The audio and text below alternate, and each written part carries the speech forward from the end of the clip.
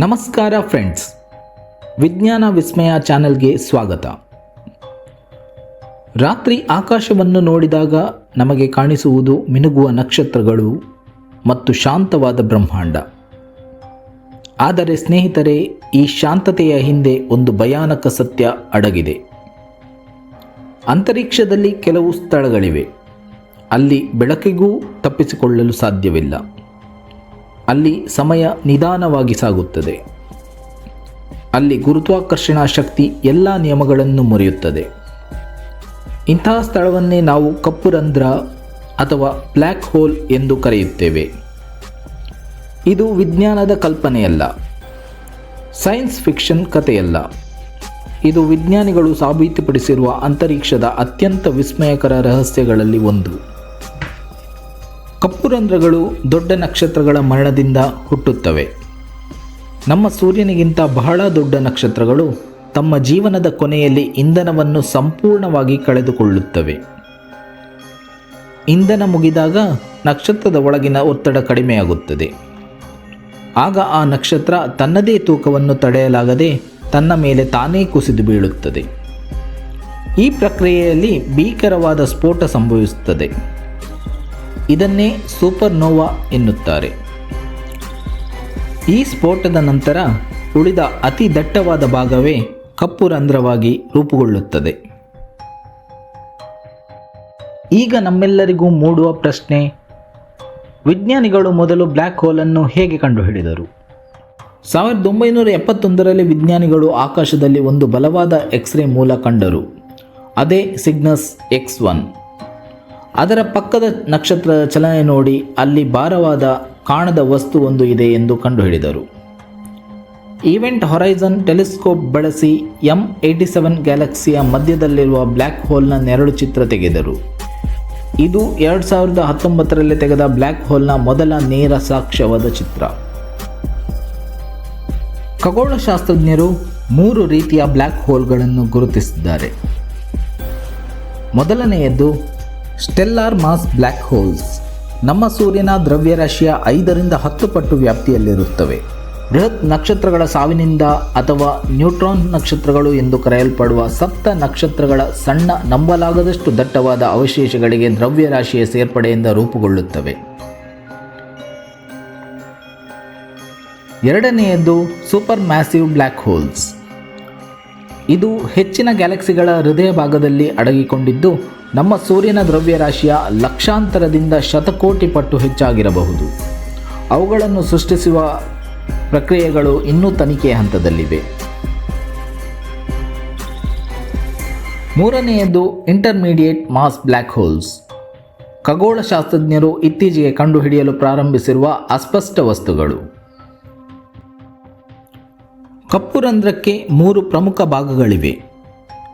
ಮೊದಲನೆಯದ್ದು event horizon. ಇದು ಕಪ್ಪು ರಂಧ್ರದ ಗಡಿಯಾಗಿದೆ.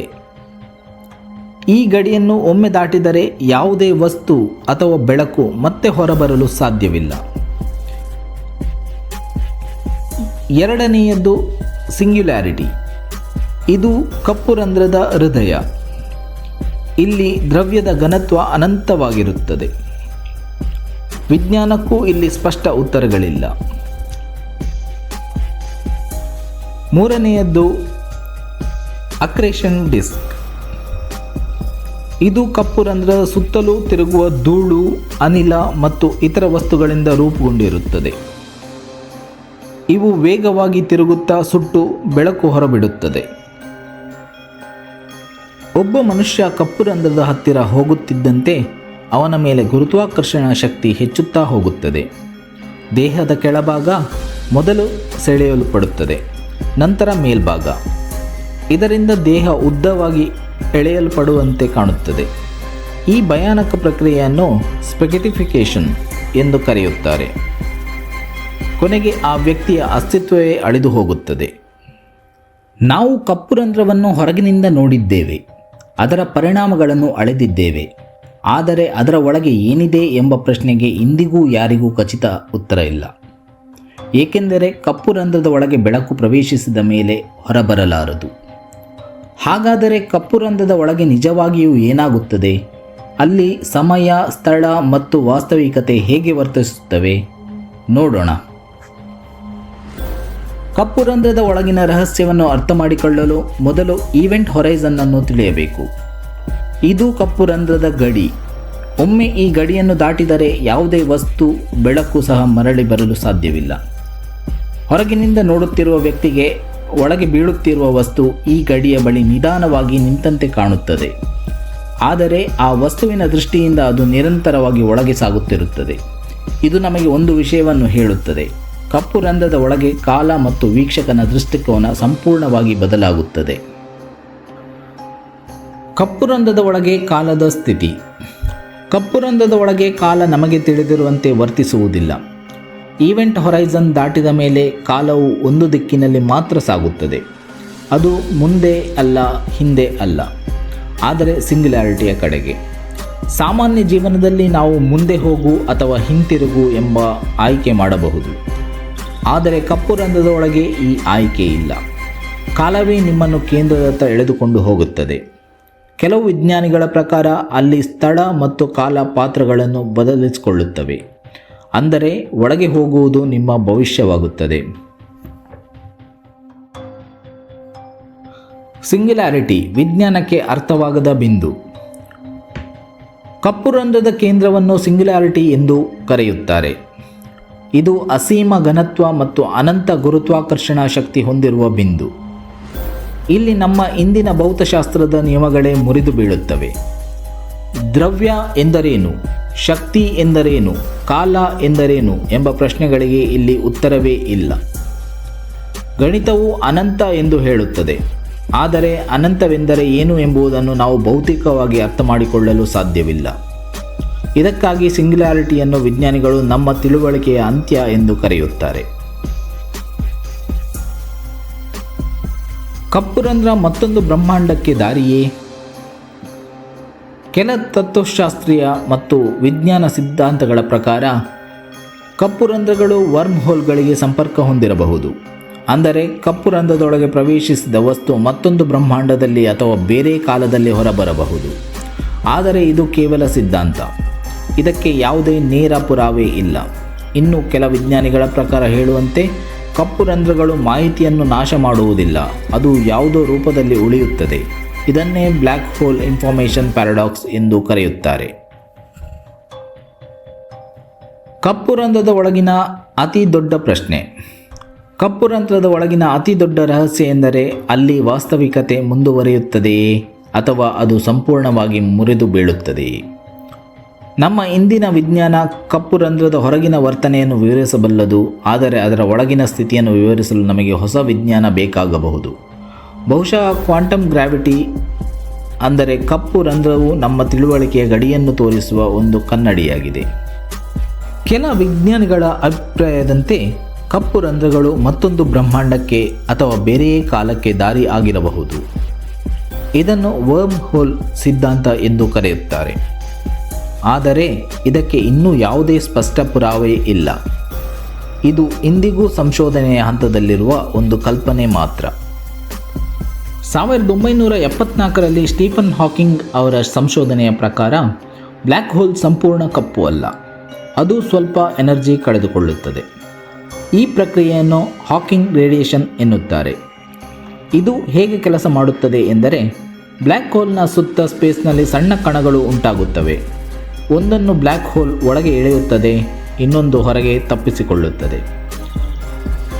ಇದರಿಂದ ಬ್ಲ್ಯಾಕ್ ಹೋಲ್ ನಿಧಾನವಾಗಿ ಮಾಸ್ ಕಳೆದುಕೊಳ್ಳುತ್ತದೆ. ದೀರ್ಘಕಾಲದ ನಂತರ, ಅಂದರೆ ಸುಮಾರು ಟ್ರಿಲಿಯನ್ ವರ್ಷಗಳ ನಂತರ, ಬ್ಲ್ಯಾಕ್ ಹೋಲ್ ಚಿಕ್ಕದಾಗುತ್ತಾ ಹೋಗುತ್ತದೆ ಮತ್ತು ಕೊನೆಯಲ್ಲಿ ಎನರ್ಜಿ ಬರ್ಸ್ಟ್ ಆಗಿ ಮಾಯವಾಗಬಹುದು. ಸೂರ್ಯನ ಗಾತ್ರದ ಬ್ಲ್ಯಾಕ್ ಹೋಲ್ ಸಂಪೂರ್ಣ ಮಾಯವಾಗಲು 10⁻67 ವರ್ಷಗಳು ಬೇಕಾಗಬಹುದು. ಇದು ಸುಮಾರು ಬ್ರಹ್ಮಾಂಡದ ಇಂದಿನ ವಯಸ್ಸಿಗಿಂತ ಅಸಂಖ್ಯಾತ ಪಟ್ಟು ಹೆಚ್ಚು. ಸ್ನೇಹಿತರೆ, ಈಗ ನಾವು ಬ್ಲ್ಯಾಕ್ ಹೋಲ್ನ ಇತ್ತೀಚೆಗಿನ ಸಂಶೋಧನೆಗಳನ್ನು ನೋಡೋಣ. ಮೊದಲ ಬ್ರಹ್ಮಾಂಡದಲ್ಲಿ ಸೂಪರ್ ಮ್ಯಾಸಿವ್ ಬ್ಲ್ಯಾಕ್ ಹೋಲ್ಗಳು. ಜೇಮ್ಸ್ ವೆಬ್ ಸ್ಪೇಸ್ ಟೆಲಿಸ್ಕೋಪ್ ಕಂಡುಹಿಡಿದಿರುವಂತೆ ಬ್ರಹ್ಮಾಂಡದ ಆರಂಭಿಕ ಹಂತದಲ್ಲೇ ಅತ್ಯಂತ ದೊಡ್ಡ ಮತ್ತು ಶಕ್ತಿಶಾಲಿ ಬ್ಲ್ಯಾಕ್ ಹೋಲ್ಗಳು ಇವೆ. GHZ2 ಎಂಬ ಗ್ಯಾಲಕ್ಸಿ ಒಳಗಿನ ಬ್ಲ್ಯಾಕ್ ಹೋಲ್ ಅತಿ ವೇಗದಲ್ಲಿ ಬೆಳೆಯುತ್ತಿದೆ. ಇದರಿಂದ ನಾವು ತಿಳಿಯೋದೇನೆಂದರೆ ಬ್ಲ್ಯಾಕ್ ಹೋಲ್ಗಳು ನಿಧಾನವಾಗಿ ನಕ್ಷತ್ರಗಳಿಂದ ಹುಟ್ಟಲಿಲ್ಲ, ಬದಲಾಗಿ ಭಾರೀ ಗ್ಯಾಸ್ ಮೇಘಗಳು ನೇರವಾಗಿ ಕುಸಿದು ಬ್ಲ್ಯಾಕ್ ಹೋಲ್ಗಳಾಗಿರಬಹುದು. ವಿಶ್ವದ ಅತಿ ದೊಡ್ಡ black hole cosmic horseshoe ಗ್ಯಾಲಕ್ಸಿಯಲ್ಲಿ ಗ್ರಾವಿಟೇಷನಲ್ ಲೆನ್ಸಿಂಗ್ ಎಂಬ ಸ್ಪೇಸ್ ಟ್ರೆಕ್ ಅನ್ನು ವಿಜ್ಞಾನಿಗಳು ಬಳಸಿ 36 ಬಿಲಿಯನ್ ಸೂರ್ಯರಷ್ಟು ಭಾರವಿರುವ ಬ್ಲ್ಯಾಕ್ ಹೋಲನ್ನು ಕಂಡುಹಿಡಿದಿದ್ದಾರೆ. ವೇಗದ ಮಿತಿಯನ್ನು ಮೀರಿದ ಕ್ವಾಸರ್. ಒಂದು ಕ್ವಾಸರ್ ವಿಜ್ಞಾನದಲ್ಲಿ ಒಪ್ಪಿಕೊಂಡಿರುವ ಗರಿಷ್ಠ ಮಿತಿಗಿಂತ 13 ಪಟ್ಟು ವೇಗದಲ್ಲಿ ಮ್ಯಾಟರ್ ಅನ್ನು ನುಂಗುತ್ತಿದೆ. ಇದು ಈಗಿರುವ ಎಲ್ಲ ಬ್ಲ್ಯಾಕ್ ಹೋಲ್ ಗ್ರೋತ್ ಮಾದರಿಗಳನ್ನು ಪ್ರಶ್ನಿಸುತ್ತದೆ. M87 ಬ್ಲ್ಯಾಕ್ ಹೋಲ್ ಜೆಟ್ ರಹಸ್ಯ. ಈವೆಂಟ್ ಹೊರೈಸಾನ್ ಟೆಲಿಸ್ಕೋಪ್ ಬಳಸಿ ವಿಜ್ಞಾನಿಗಳು M87 ಬ್ಲ್ಯಾಕ್ ಹೋಲ್ನ 3000 ಲೈಟ್ ಇಯರ್ ಉದ್ದದ ಜೆಟ್ ಎಲ್ಲಿಂದ ಹುಟ್ಟಿತು ಅಂತ ಪತ್ತೆ ಹಚ್ಚಿದ್ದಾರೆ. ಬ್ಲ್ಯಾಕ್ ಹೋಲ್ ಜೆಟ್ ಎನ್ನುವುದು ತಿರುಗುತ್ತಿರುವ ಬ್ಲ್ಯಾಕ್ ಹೋಲ್ನ ಉತ್ತರ ಮತ್ತು ದಕ್ಷಿಣ ಧ್ರುವಗಳಿಂದ ಹೊರಬೀಳುವ ಅತಿ ಶಕ್ತಿಶಾಲಿ ಹಾಗೂ ತುಂಬ ಸಣ್ಣ ಅಗಲದ ಪ್ಲಾಸ್ಮಾ ಮತ್ತು ಕಿರಣಗಳ ಹರಿವು. ಈ ಜೆಟ್ಗಳು ಬೆಳಕಿನ ವೇಗಕ್ಕೆ ಸಮೀಪದಷ್ಟು ವೇಗದಲ್ಲಿ ಸಾವಿರಾರು ಲೈಟ್ ಇಯರ್ಗಳ ದೂರದವರೆಗೆ ಪ್ರಯಾಣ ಮಾಡುತ್ತವೆ. ಬ್ಲ್ಯಾಕ್ ಹೋಲ್ ಸುತ್ತಲಿರುವ ಅಕ್ರಿಡೇಷನ್ ಡಿಸ್ಕ್ ಎಂಬ ಬಿಸಿ ಗ್ಯಾಸು ಮತ್ತು ಧೂಳು ತುಂಬ ವೇಗವಾಗಿ ತಿರುಗುತ್ತಿರುತ್ತದೆ. ಅದರ ಜೊತೆಗೆ ಬಲವಾದ ಮ್ಯಾಗ್ನೆಟಿಕ್ ಫೀಲ್ಡ್ಸ್ ಒಟ್ಟಾಗಿ ಕೆಲಸ ಮಾಡಿ ಆ ಶಕ್ತಿಯನ್ನು ಧ್ರುವಗಳ ಮೂಲಕ ಜೆಟ್ ಆಗಿ ಹೊರಸೂಸುತ್ತವೆ. ಸರಳವಾಗಿ ಹೇಳೋದಾದರೆ ಬ್ಲ್ಯಾಕ್ ಹೋಲ್ ಎಲ್ಲವನ್ನು ನುಂಗೋದಷ್ಟೇ ಅಲ್ಲ, ಅದು ತನ್ನ ಧ್ರುವಗಳಿಂದ ಬ್ರಹ್ಮಾಂಡದೊಳಗೆ ಭಾರೀ ಶಕ್ತಿಯ ಕಿರಣಗಳನ್ನು ಗುಂಡಿನಂತೆ ಹಾರಿಸುತ್ತೆ. ಇದು ಗ್ಯಾಲಕ್ಸಿಗಳ ರೂಪುಗೊಳ್ಳುವಿಕೆಯಲ್ಲಿ ಮತ್ತು ಬ್ರಹ್ಮಾಂಡದ ವಿಕಾಸದಲ್ಲಿ ಅತ್ಯಂತ ಮುಖ್ಯವಾದ ಪಾತ್ರ ವಹಿಸುತ್ತದೆ. ಸ್ನೇಹಿತರೆ, ಕಪ್ಪು ರಂಧ್ರಗಳು ನಮಗೆ ಒಂದು ವಿಷಯವನ್ನು ಸ್ಪಷ್ಟವಾಗಿ ಹೇಳುತ್ತವೆ.